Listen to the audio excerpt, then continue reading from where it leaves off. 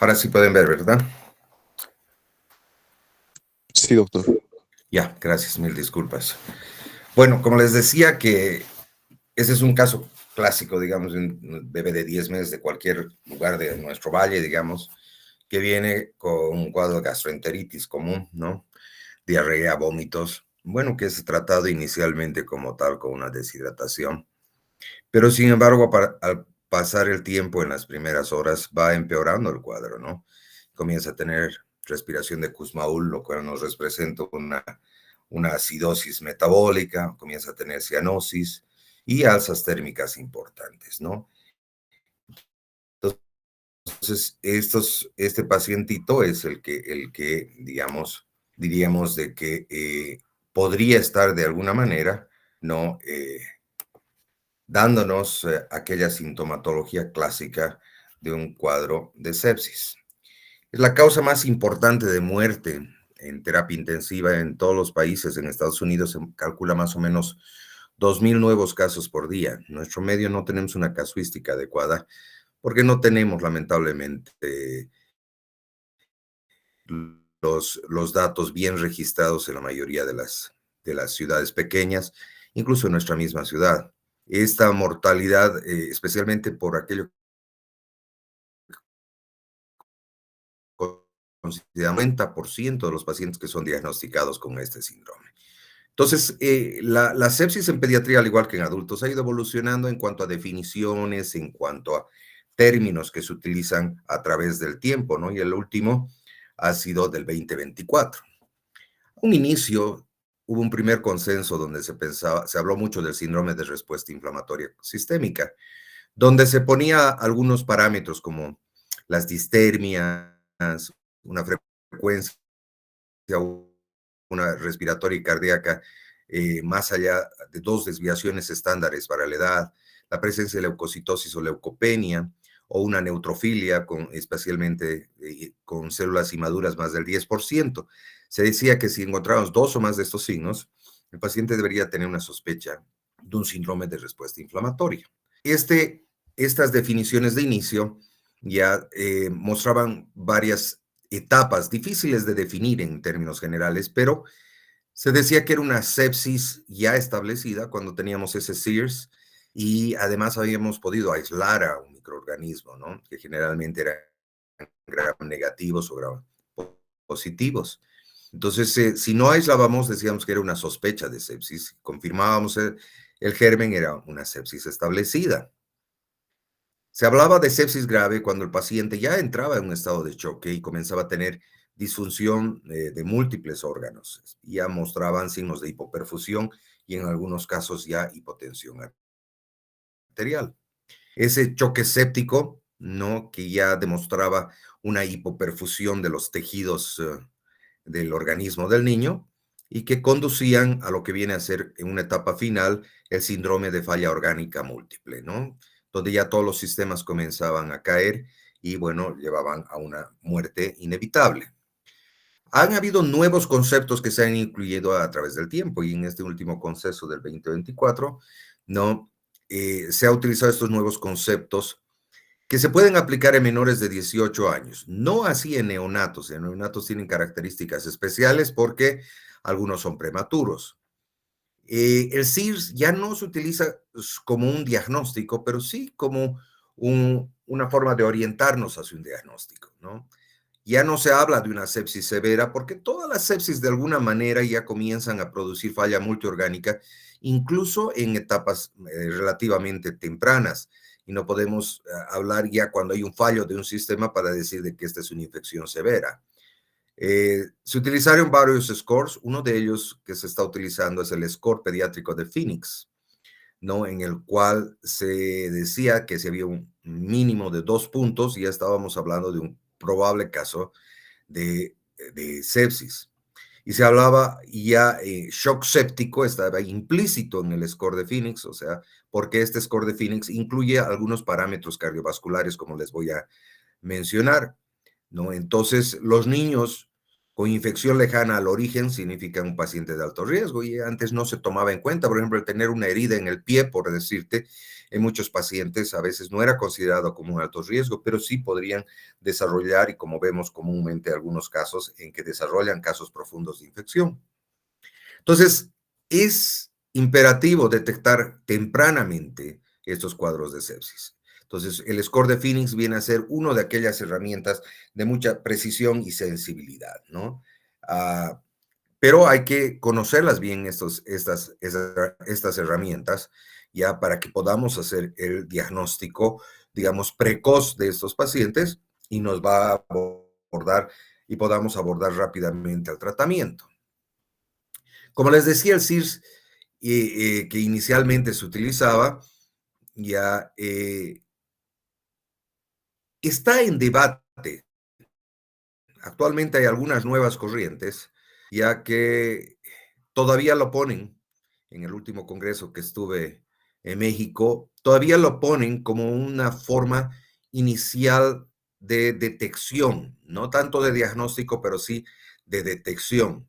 Por tanto, vamos a ver un poco cómo evolucionan estas definiciones y los consensos, pero bueno, esa es la tabla ya del Phoenix, el score de Phoenix, donde podemos ver los parámetros más importantes son respiratorio, cardiovascular, la presión arterial media, algunos datos de coagulación y fundamentalmente el estado neurológico.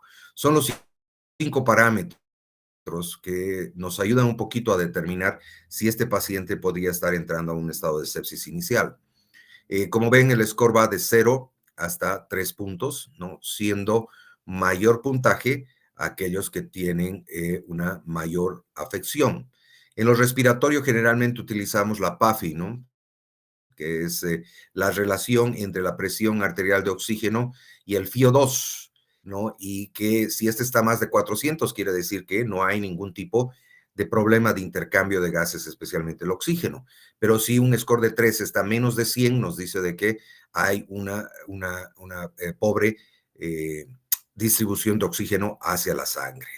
Lo cardiovascular, la única forma de saber si hay una hipoxia y realmente si estamos con un gasto cardíaco muy disminuido es midiendo el lactato.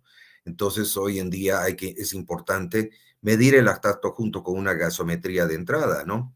Y ver si está utilizando aminas o no está utilizando aminas o la necesidad de aminas. La presión arterial media va a depender mucho de la edad y esto en pediatría es importante porque un bebé de un mes, por ejemplo, o sea, tiene una presión arterial más baja con relación a un niño, digamos, de 12 a 17 años, donde la presión arterial media está arriba de 50. Ah, en la mayoría de estos casos, existe una afectación precoz de los sistemas de coagulación, como vamos a ver un poco después. Por tanto, la aparición de dedímeros, el uso de plaquetas o consumo de plaquetas, consumo de fibrinógeno, debería hacernos sospechar de que ya estamos entrando en un cuadro inflamatorio sistémico. Y el Glasgow nos avisa nos avisa un poco para ver si este paciente ya tiene compromiso ya y que todos los mecanismos pueden revisar un poquito más. ¿Qué factores de riesgo existen? O sea, la bacteremia oculta, hoy en día cuando utilizamos más catéteres, por ejemplo, catéteres centrales, de diálisis, etcétera, ya pueden tener ciertos nichos de bacterias. Hay más inmunosuprimidos, ¿por qué? Porque abusamos de corticoides, porque se utiliza como inmunosupresor para cáncer, porque existe todavía muchísimos casos de desnutrición en nuestro medio y porque el SIDA se ha vuelto una causa importante. Solo para darles de referencia, por ejemplo, la infectóloga de la ciudad que se encarga de niños de este programa, me decía que la mayoría de los casos están viniendo del Chapare, ¿no? Ahora los hospitalizamos a terapia intensiva y a veces están prolongadamente, son ventilados.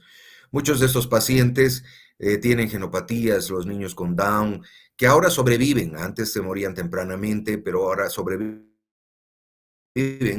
pero obviamente ya con comorbilidades importantes.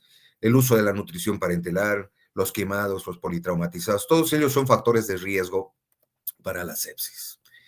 Bueno, ahora vamos a hablar un poco de la fisiopatología, porque eso es lo más importante, ¿no? Si se fijan al lado derecho hay una imagen que parecen anillos, ¿no? La sepsis es como si lanzáramos una piedrita en un estanque tranquilo de agua. Entonces, al inicio se forma una onda, ya que es la inflamación local, y que luego va creciendo esta onda, en el cual ya hay una inflamación sistémica, y finalmente ya llega a todos los órganos y hablamos de una disfunción o falla orgánica. Se han hablado de muchos mediadores, estos son los tres mediadores más importantes, no los únicos, que pueden iniciar todo este proceso inflamatorio. El factor de necrosis tumoral de lejos es el más importante, como se ven, cumple muchísimas funciones, como estimular a otras interleuquinas, la aparición o la estimulación de la ciclooxigenasa, por ejemplo, para que en las plaquetas haya activación de otros proinflamatorios. Entonces vemos especialmente la estimulación de la interleuquina 1 y 6 son, en la mayoría de la literatura te muestran como unos factores desencadenantes importantes. El factor activador de plaquetario, como les dije antes, las plaquetas no solamente son un tapón, ¿no? No solo evitan la hemorragia, sino que también cumplen un papel muy importante en la inflamación y en la modulación del sistema del sistema inmune. Entonces, ellos se degranulan y también atraen eosinófilos y estimulan la actividad de neutrófilos. Y la interleuquina 1, la 1B, que produce pirosis, o estimula también la fagocitosis o la presencia de otras interleuquinas y la proliferación del endotelio. Este último es lo que llamamos, produce una endotelitis importante, y esa es una de las causas de daño a nivel de los órganos. Entonces, para que exista una sepsis, se ha visto de que tiene que haber receptores.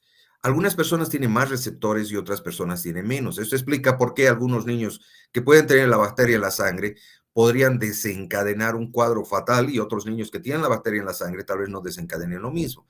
Algunos de esos receptores, como por ejemplo el CD14 de los lipopolisacáridos, que generalmente detectan en infecciones por gram negativos como la Escherichia coli, entonces producen gran liberación de interleuquina 1B y el factor de necrosis tumoral. Otros receptores como el receptor A, etcétera. Existe una serie de receptores ya que han sido documentados. Bueno, ¿y cómo se da el daño? El daño fundamentalmente se da por la lesión endotelial, ¿no? Donde esta va a disrumpir ya aquella permeabilidad que tiene ese endotelio, y va a permitir el ingreso y salida ya de muchos elementos, tanto como células proinflamatorias, como también de otras sustancias dañinas o desechos que no son necesarios. El choque séptico, ya no estamos hablando de que característicamente aquel equilibrio que existía en la resistencia vascular periférica se rompe. De inicio hay una liberación grande de óxido nítrico y esto produce vasodilatación, pero posteriormente se produce un incremento del sistema simpático y hay una vasoconstricción. Eso nos muestra las dos caras del shock, un shock caliente de inicio y un shock frío después. Esta es la cascada de eventos que vemos, ¿no? O sea, normalmente, ¿no? Como ven, los microorganismos ingresan a la sangre, activan generalmente aquellas células que están en los tejidos, como los macrófagos o los monocitos, y estos son los que liberan inicialmente el factor de necrosis tumoral y las otras interleuquinas. A su vez, se activan tres sistemas: el sistema de complemento y la coagulación, se activa el sistema del óxido nítrico y metabolitos del ácido araquidónico, como las prostaglandinas, leucotrienos y tromboxanos. Todo ello, los tres, ya conducen a una lesión endotelial, y es aquí que se aumenta la permeabilidad que habíamos dicho de los vasos sanguíneos, se agregan las plaquetas y se produce una vasodilatación marcada por el óxido nítrico. Esos son los eventos iniciales después de que la bacteria ha ingresado.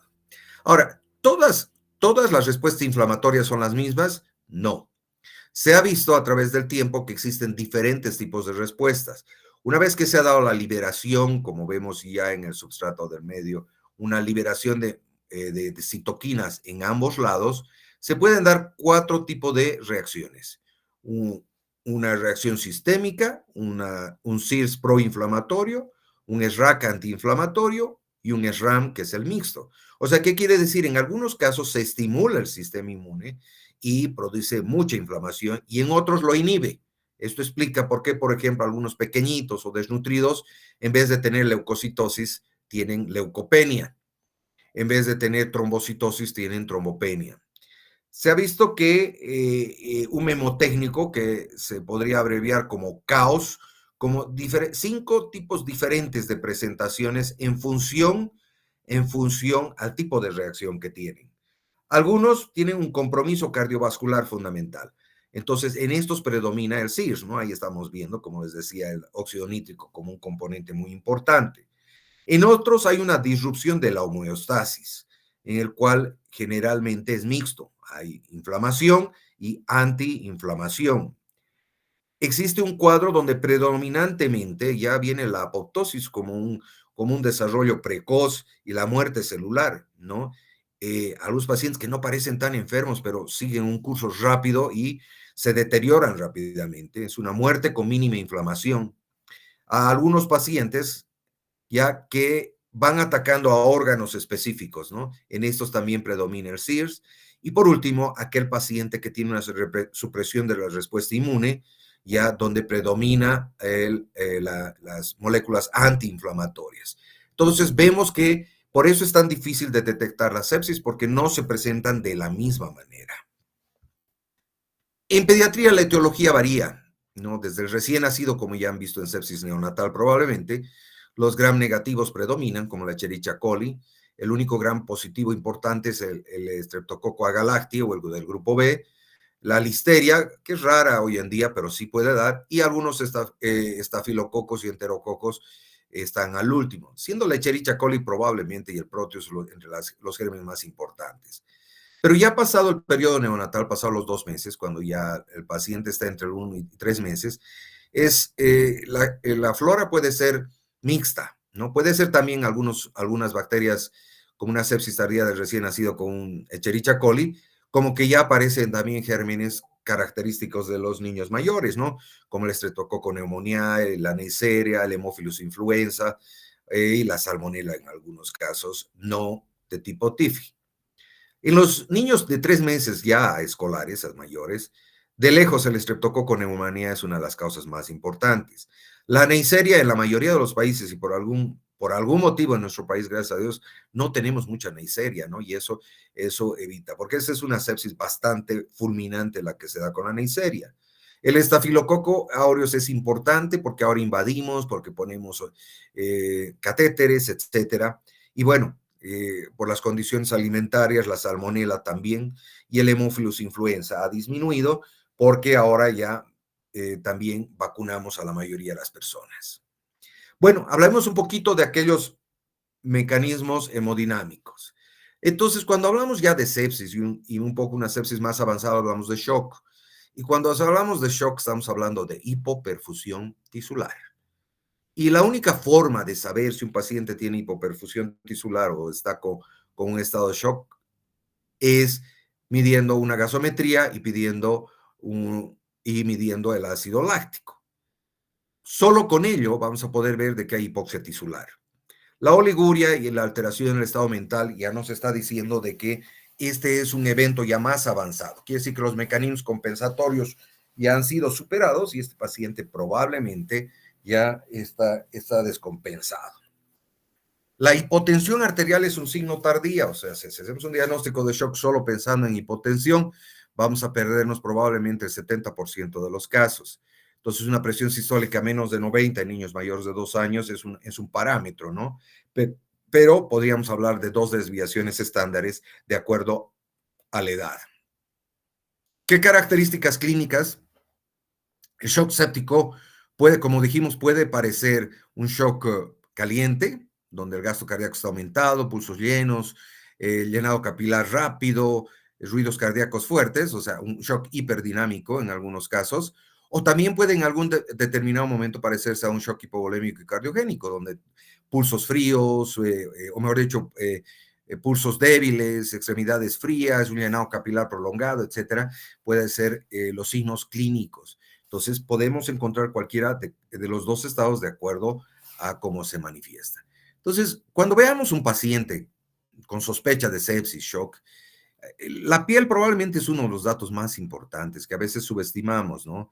Una piel pálida nos puede decir anemia, fría, que está hipoperfundido, eh, una temperatura diferencial aumentada, que quiere decir cutánea versus central, que existe más de 1 grado de diferencia, la sudoración fría, el llenado capilar muy lento o el colapso venoso son signos tempranos que también debería ayudarnos. Entonces hay que monitorizar la diuresis y los signos vitales para asegurarnos de que tenemos buenos datos. Cuando ya está establecido el shock, lamentablemente, que esto como diríamos, hasta un principiante podría detectar, ya como vemos son signos clásicos, taquicardia, decaimiento, el paciente está obnubilado, puede estar hasta comatoso, reflejos disminuidos, hay alteraciones metabólicas profundas, acidosis láctica, hipoxemia, trastornos hidroelectrolíticos y de la coagulación, etcétera. Ya ese es un shock establecido, ¿no? Que ya es más difícil de curar. Un ejemplo, por ejemplo, que les decía de la Neisseria meningitidis, eso es lo que llamamos la púrpura fulminante, ¿no? En el cual produce una sobreestimulación del sistema de coagulación y hay un consumo rapidísimo. Estos pacientes suelen tener isquemia inicial de las extremidades con presencia de petequias, púrpura y una autoamputación de acrodistal, digamos, de dedos, nariz, etcétera. Y después entra en una fase ya de déficit de estos coagulantes y unas hemorragias profusas gastrointestinales, respiratorias, etcétera. Es difícil de diagnosticar porque muchas patologías pueden parecerse a la sepsis, ¿no? Desde otro tipo de infecciones virales, por ejemplo, hoy en día vemos hartísima influenza, aunque no crean la influenza, a veces viene con leucocitosis altas, 18,000, 19,000, ¿no? Las encefalitis de cualquier tipo, vírica, algunas podrían ser bacterianas, algunas reacciones vacunales o mediadas por toxinas, problemas cardiopulmonares, las neumonías en su inicio y que después pueden traslocar bacterias, a la insuficiencia cardíaca, arritmias, pericarditis, miocarditis, todos ellos nos pueden dar síntomas de shock y hacernos confundir si esto es un shock séptico. Problemas endocrinos, ¿no? Como la insuficiencia suprarrenal que te produce vómitos frecuentes y confundimos con una gastroenteritis o una diabetes insípida en el cual ya podemos estar perdiendo hartísimo líquido y el paciente viene choqueado, deshidratado, o una diabetes inicial mellitus, especialmente la de tipo 1, que es frecuente en pediatría. No hace mucho tenía un paciente de 14 años con un debut de cetoacidosis, con una cetoacidosis diabética, y que además presentaba una otomastoiditis terrible y una neumonía basal derecha, ¿no?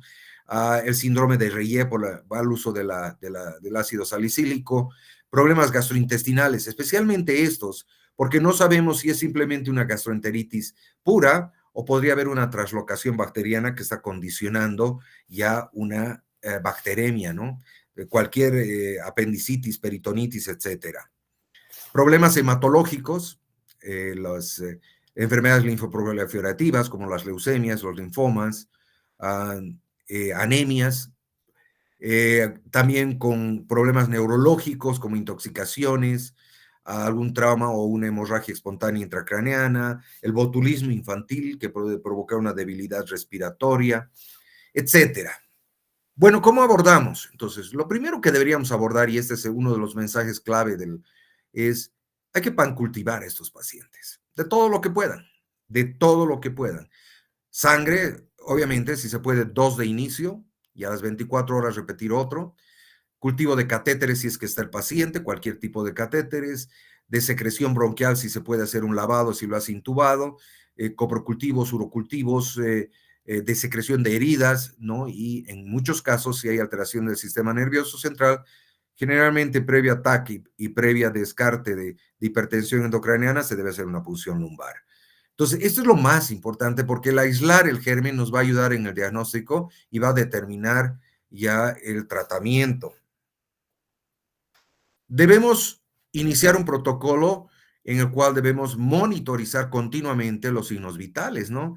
y no una vez por turno, sino probablemente cada hora o cada 2 horas, dependiendo la gravedad del paciente. Se debería colocar un catéter vesical para monitorizar la diuresis, ya que muchos de estos entran en falla renal temprana. Electrocardiograma para ver si hay arritmias, da trastornos hidroelectrolíticos profundos como hipercalemias o hipocalemias en algunos casos. Medir la presión venosa central para ver cómo está la precarga, ¿no? La presión capilar pulmonar ya se hace muy poco hoy en día, ahora se ha establecido mejor la medición del flujo sanguíneo y del gasto cardíaco con la técnica de la ecografía Doppler. Y tenemos que, a través de este mismo Doppler, tratar de calcular el gasto cardíaco y el volumen minuto de estos pacientes. Otros parámetros, los que normalmente haríamos en todo paciente: temperatura, frecuencia respiratoria, estado de conciencia. Y bueno, hacer una monitorización analítica completa, todos los electrolitos, pruebas de función hepática, pruebas de función renal, habrá que hacer grupo sanguíneo, tendríamos que medir las pruebas de coagulación para ver si está entrando en una fase de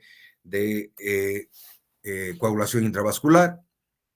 Bueno, el tratamiento. Van a ver que los próximos slides no son muy prolongados. ¿Por qué? Porque el tratamiento, no existe un tratamiento para todos, sino es un tratamiento, entre comillas, sintomático y dirigido a los hallazgos que vayamos a tener.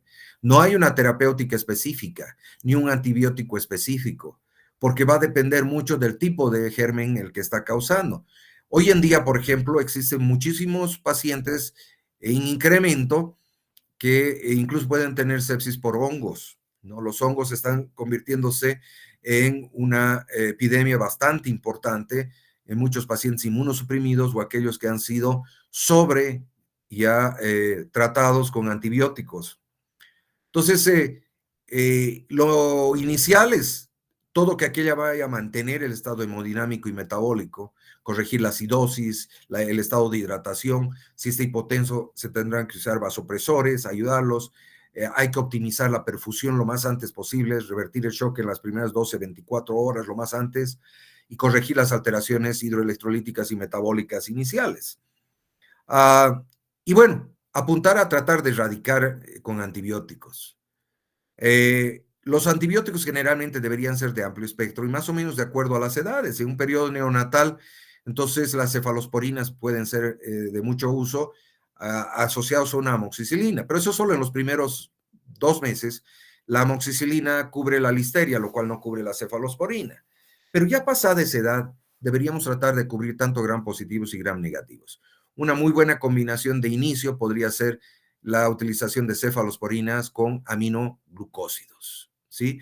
Cefotaxima o cefotraxiona, tal vez con amicacina o gentamicina.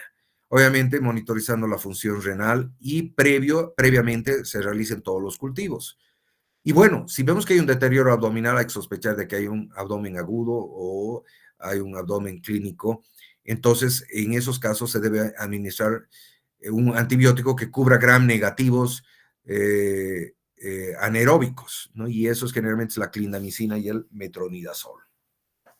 Ya cuando entra el paciente a terapia intermedia o a piso, entonces deberíamos optimizar la oxigenación con máscaras de alto flujo o por lo menos con máscaras con reservorio a unos 6-8 litros. Deberíamos tener un buen acceso vascular. Si no logramos un buen acceso vascular, hay que tratar de colocar incluso un catéter venoso central, porque va a necesitar aminas y las aminas, si se extravasan en un catéter periférico, pueden causar necrosis de la piel. Entonces hay que tratar de colocar este catéter lo más antes. De inicio expandimos el volumen de la sangre, por tanto necesito cristaloides, y no tanto los coloides, ¿no? Mucha gente aprecia los coloides, pero los coloides, si bien incrementan más rápidamente el volumen intravascular, también pueden extravasar en unos vasos que tienen endotelitis al intersticio y en vez de jalar agua dentro del vaso, van a jalar agua al intersticio, entonces van a causar mayor edema. Entonces, los cristaloides de lejos son los más utilizados, Ringer lactato, solución fisiológico, en cargas de 20 ml por kilo hasta 3 cargas. Estos pacientes a veces es mejor tempranamente intubarlos, ¿sí? Porque mediante la intubación y la ventilación asistida, a veces vamos a disminuir ese trabajo metabólico que tiene, ese gasto metabólico, vamos a asegurar la oxigenación del paciente y le vamos a dar tiempo a ese organismo a que vaya a recuperar más rápidamente. Este algoritmo, por ejemplo, del Paulsen, que nos muestra más o menos cómo podríamos ver a estos pacientes, nos muestra que de entrada, en la parte de arriba nos habla de establecer una buena oxigenación y un buen acceso endovenoso. Hay que dar las cargas con cristaloides, como habíamos visto, ver si mejora o no mejora. En algunos casos medirse ahí la glicemia y el calcio para ver si tenemos que corregir esta situación. Tenemos que, aparte de la fluidoterapia, si no hay mejoría, ya comenzar a utilizar aminas como la dopamina o la adrenalina o la noradrenalina, de acuerdo al tipo de shock que tengamos. Si es un shock caliente, probablemente la nora y la adrenalina son mejores, la epinefrina. Si es un shock frío, tal vez la dopamina de inicio, ¿sí? Damos esas catecolaminas. Si no hay respuesta, hay que pensar de que podría haber una supresión de las glándulas suprarrenales. Muchos de estos pacientes que se ponen muy enfermos pueden haber estado recibiendo corticoides en forma crónica, ya sea por un lupus, por asma, etcétera. Entonces, a veces hay que pensar y hay que medir el cortisol basal y si es necesario se les puede poner corticoides para tratar de revertir. Si no mejoran, estos pacientes entran a UCI de entrada, se ventilan, se mide la presión venosa central. Como les dije, se va a medir ya otros parámetros de oxigenación y se les va a hacer ecocardiografía cardíaca. Entonces, aquí nos muestran 3 escenarios. Un shock frío, por ejemplo, con una presión arterial normal, ¿no? En el cual continuamos con los medicamentos. A veces adicionamos un vasodilatador, tal vez, para mejorar la perfusión. Uno de esos importantes es, por ejemplo, la mirrinona, que es un inhibidor de la fosfodiesterasa que nos ayuda como un inotrópico, mejora la contractividad del corazón y vasodilata, ¿no? Nos muestra un escenario de un shock frío, pero con presión arterial baja. Entonces, en este caso, ya la adrenalina y la noradrenalina, además de una mirrinona, podrían ser importantes para mejorar el estado hemodinámico. Y nos habla de un shock caliente con presión arterial baja. Esos son los que dijimos el shock caliente. En este caso, ya nos podría ayudar la norepinefrina, fundamentalmente, en algunos casos la vasopresina. Si no se revierte con las aminas, ya decimos que es un shock refractario a las aminas, entonces ya estamos entrando a una fase de irreversibilidad. Entonces, aquí pueden haber algunas otras cosas más que podríamos hacer en estos pacientes, como el ECMO, por ejemplo, ¿no? Para tratar de mejorar, pero ya estos pacientes tienen una mortalidad arriba del 98%. Entonces, como les había dicho, los coloides hay que tener mucho cuidado en estos pacientes, a no ser que fuera un gran quemado, digamos, sí, que pierde mucho coloide por la piel. Debemos medir y tratar de apuntar a una presión venosa central de 10 milímetros, ya un poquitito más alta para incrementar la precarga y por la ley de Frank Starling mejorar el gasto cardíaco. La presión venosa central hay que tener cuidado de no pasar más allá de 15 porque ya podíamos sobrecargar ya también a los pulmones específicamente. La digoxina no es el de elección en estos casos y como habíamos dicho, los vasopresores más importantes son la noradrenalina, la adrenalina, la dopamina y la dobutamina. Algunos de estos vasopresores los tienen que conocer, tienen que revisarlos, es importante porque no solo les va a ayudar para pediatría, sino les va a ayudar en términos generales en adultos. No, el isoprotenerol, por ejemplo, tiene un efecto más alfa 1,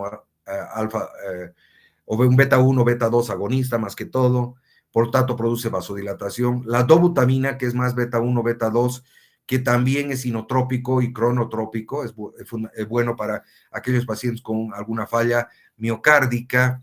La dopamina, que es dosis dependiente, en dosis bajas tiene una dilatación esplástica y renal, dosis intermedias tiene más un efecto beta 1, o sea, a nivel del corazón, y dosis más altas puede producir vasoconstricción y ayuda a aumentar la resistencia periférica pulmonar y periférica, perdón. Sin embargo, hay que tener cuidado, obviamente, porque puede taquicardia y produce arritmias. La adrenalina o epinefrina tiene efecto alfa y efecto beta. A dosis bajas tiene un efecto más beta y a dosis más altas tiene un efecto alfa. Por tanto, nos puede aumentar el gasto cardíaco, mejorar la presión arterial, la frecuencia cardíaca, pero sin embargo, como es estimulante del sistema nervioso central, entonces hay un estado hipermetabólico, ¿no? O sea, consumimos bastante energía, pero sin embargo es muy utilizada. La norepinefrina tiene un efecto más alfa. Por tanto, nos sirven aquellos shocks calientes, distributivo, donde está vasodilatado. En ese caso, nos va a ayudar con una buena vasoconstricción y con eso mejorar la precarga y el gasto cardíaco. Y la mirrinona y la amrinona son, como les dije, esos inhibidores que ayudan más que todo como inotrópicos y vasodilatadores. Son muy utilizados en aquellos pacientes que hay disfunción miocárdica probada por una ecografía y también aquellos pacientes que podrían estar postoperados, digamos, de una cirugía cardíaca. Entonces, en algunos casos, cuando hay mucha vasoconstricción, podríamos utilizar vasodilatadores, ¿no? Como el nitroprusiato o la nitroglicerina. Obviamente, monitorizando la presión arterial para que no caiga. El isoprotenerol es utilizado en algunos casos, en algunos pacientes también para disminuir esta poscarga. Los bloqueadores de calcio hay que tener mucho cuidado en pediatría porque los niños son muy sensibles al calcio y podría darnos bradicardias, incluso algún paro. El óxido nítrico inhalado se podría dar cuando hay una vasoconstricción muy fuerte, digamos, sistémica. La adenosina es una alternativa. Los corticoides, como les dije, solo si existe documentación, está documentado de que tienen una disminución del cortisol o este paciente ha sido tratado con corticoides por mucho tiempo. En ese caso, necesitamos dar dosis de estrés, ¿no? Para que reaccione ya ese sistema cardiovascular. La naloxona, que es experimental, y la inmunoterapia, que ahora cada vez se está utilizando más el uso de muchos de estos moduladores de las interleuquinas, pueden ayudar en algunos casos. ¿Qué más hacemos en este paciente? Corregimos la coagulopatía, ¿sí? A veces hay que darles plasma, a veces hay que darles plaquetas, o a veces no les damos nada, definitivamente. Tienden a las gastritis, por eso se les da bloqueadores y incluso a las hemorragias digestivas, por eso se les da bloqueadores H o sucralfato para proteger. Se debe dar soporte renal, incluso la diálisis, tempranamente en estos pacientes, si ya comienzan con signos importantes de una acidosis metabólica, por ejemplo, refractaria a tratamiento, ¿no? A tratar de alimentar porque el gasto energético es alto, enteral o parenteralmente, un soporte respiratorio y en muchos casos acaban con circulación extracorpórea como una forma ya última para tratar de revertir. Pronóstico. Aumenta la mortalidad a medida que dejamos pasar más tiempo. Una bacteremia simple, en la cual es asintomática, puede haber un 5% incluso de mortalidad. Síndrome de respuesta inflamatoria, cuando ya comenzamos con síntomas, un 10%. La sepsis establecida, un 20%. Una sepsis grave, un 30%. Un shock séptico, 50%. Y ya comenzamos con la falla multiorgánica, más del 95%. Entonces está claro y con esto nos damos cuenta de que cuanto más antes revertimos el cuadro, menos mortalidad vamos a tener. Entonces, en conclusión, recordar es que es una de las causas más frecuentes de muerte en todas las edades y en pediatría especialmente. No existe un tratamiento específico, por tanto es importante conocer bien la fisiopatología y utilizar los medicamentos adecuados de acuerdo al tipo de presentación clínica que tenga, ¿no? Y bueno, el 13 de septiembre, para que tengan una idea, ya se ha declarado el Día Mundial de la Sepsis, ¿no? En el cual cada vez, generalmente alrededor de esta fecha, se hacen los consensos cada cierto tiempo y se van determinando nuevas pautas de tratamiento, tanto en adultos como en niños, ¿no? Bueno, no sé si tienen alguna pregunta.